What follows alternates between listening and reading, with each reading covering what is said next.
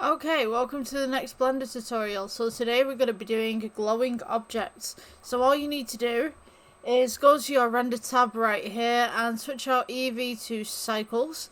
And we're going to go ahead and shift D with the cube. And we'll go to materials tab and we're going to go ahead and name this first material as 1. So this one won't be glowing. And then the second material that we're going to make right here, we're going to press plus up at the top right here. And I'm going to go ahead and minus off the 1. So this is now a new material. We'll go with new.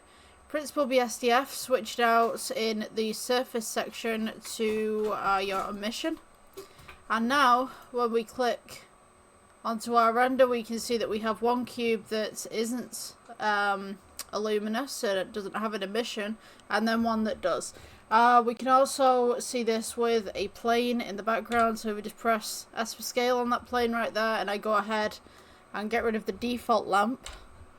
You can see that this one glows and this one's absolutely fine.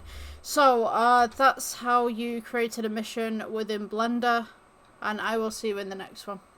Bye.